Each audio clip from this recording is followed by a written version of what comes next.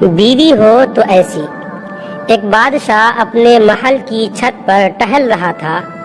ٹہلتے ٹہلتے اس کی نظر محل کے نزدیک گھر کی چھت پر پڑی، جس پر ایک بہت خوبصورت عورت کپڑے سکھا رہی تھی۔ بادشاہ نے اپنے ایک باندی کو بلا کر پوچھا، کس کی بیوی ہے یہ؟ باندی نے کہا، بادشاہ سلامت، یہ آپ کے غلام فیروز کی بیوی ہے۔ بادشاہ نیچے اترا۔ بادشاہ پر اس عورت کے حسن و جمال کا سحر سا چھا گیا تھا۔ اس نے فیروز کو بلایا۔ فیروز حاضر ہوا تو بادشاہ نے اس سے کہا، فیروز، ہمارا ایک کام ہے، ہمارا یہ خط فلاں ملک کے بادشاہ کو دے آؤ اور اس کا جواب بھی ان سے لے آنا۔ فیروز اس خط کو لے کر گھر واپس آ گیا۔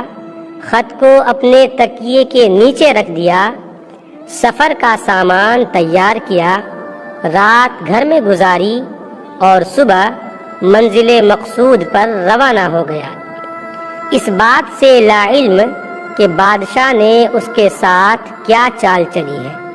ادھر جیسے ہی فیروز نظر سے اوجھل ہوا، بادشاہ چپکے سے فیروز کے گھر پہنچا اور آہستہ سے فیروز کے گھر کا دروازہ کھٹکھٹایا۔ فیروز کی بیوی نے کہا، کون ہے؟ بادشاہ نے کہا، میں بادشاہ ہوں، تمہارے شوہر کا مالک۔ تو اس نے دروازہ کھولا۔ بادشاہ اندر آ کر بیٹھ گیا۔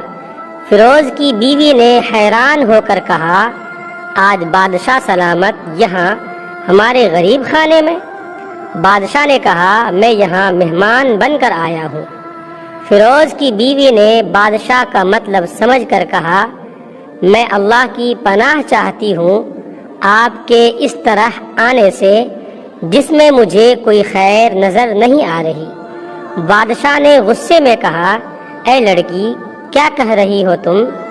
شاید تم نے مجھے پہچانا نہیں، میں بادشاہ ہوں، تمہارے شوہر کا مالک۔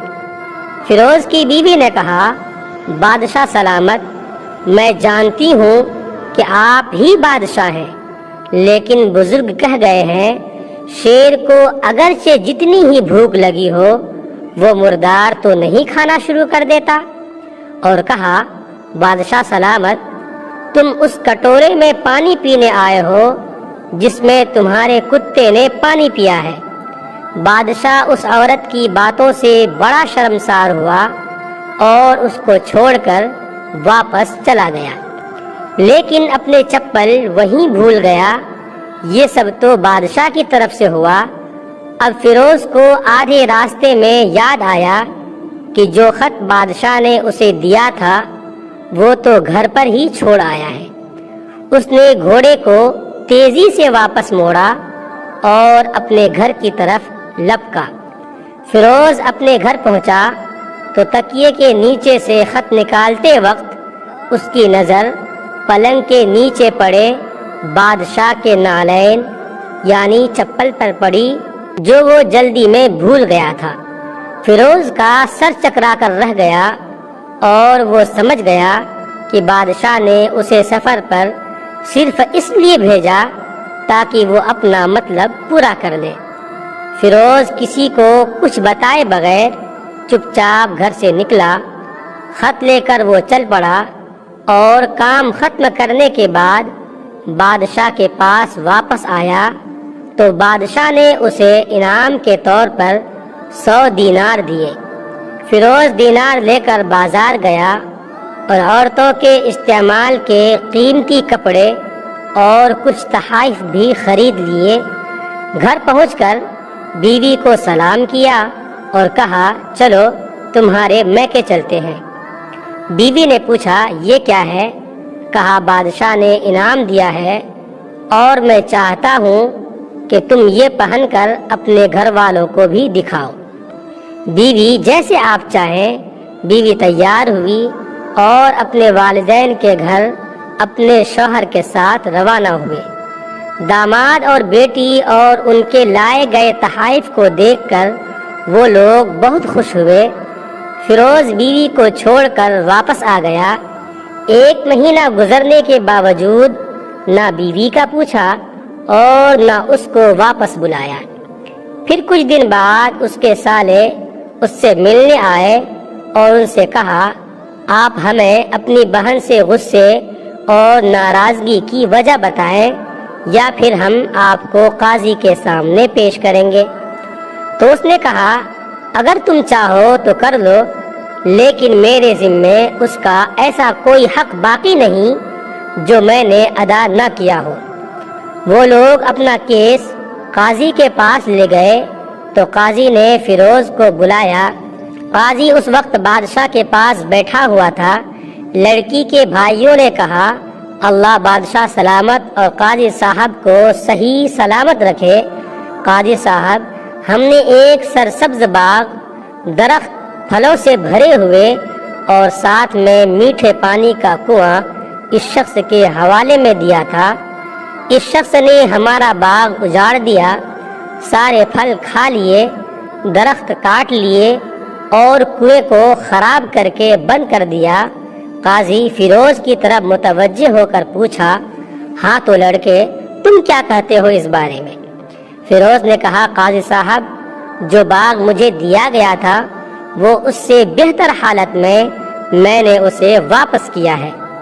قاضی نے پوچھا، کیا اس نے باغ تمہارے حوالے ویسی ہی حالت میں واپس کیا ہے جیسے پہلے تھا؟ انہوں نے کہا، ہاں ویسی ہی حالت میں واپس کیا ہے، لیکن ہم ان سے باغ واپس کرنے کی وجہ جاننا چاہتے ہیں۔ قاضی نے کہا، ہاں فیروز، تم اس بارے میں کیا کہنا چاہتے ہو؟ فیروز نے کہا، قاضی صاحب، میں باغ کسی بغض یا نفرت کی وجہ سے نہیں چھوڑا، بلکہ اس لیے چھوڑا کہ ایک دن جب میں باغ میں آیا تو اس میں نے شیر کے پنجوں کے نشان دیکھے تو مجھے خوف ہوا کہ شیر مجھے کھا جائے گا، اس لیے شیر کے اکرام کی وجہ سے میں نے باغ میں جانا بند کر دیا۔ بادشاہ جو ٹیک لگائے ہوئے یہ سب کچھ سن رہا تھا اٹھ کر بیٹھ گیا اور کہا، فیروز، اپنی باغ کی طرف امن اور مطمئن ہو کر جاؤ۔ اللہ کی قسم، اس میں کوئی شک نہیں کہ شیر تمہارے باغ آیا تھا، لیکن وہ وہاں پر نہ تو کوئی اثر چھوڑ سکا اور نہ کوئی پتا توڑ سکا اور نہ ہی کوئی پھل کھا سکا۔ وہ وہاں پر تھوڑی دیر رہا اور مایوس ہو کر لوٹ گیا، اور خدا کی قسم، میں نے کبھی تمہارے جیسے باغ کے گرد لگے مضبوط دیواریں نہیں دیکھی۔ فیروز اپنے گھر لوٹ آیا اور اپنی بیوی کو بھی واپس لے لیا۔ نہ تو قاضی کو پتہ چلا اور نہ ہی کسی اور کو کہ ماجرا کیا ہے۔ کیا خوب بہتر ہے اپنے اہل و عیال کے راز کو چھپانا کہ لوگوں کو پتہ نہ چلے، اپنے گھروں کے بھید کسی پر ظاہر نہ ہونے دیں۔ ویڈیو اچھا لگے تو لائک کریں، کمنٹ کریں، شیئر کریں، اور اس طرح کے اور بھی ویڈیوز حاصل کرنے کے لیے اس چینل کو زیادہ سے زیادہ سبسکرائب کریں۔ آپ تمام لوگوں کا بہت بہت شکریہ ہوگا۔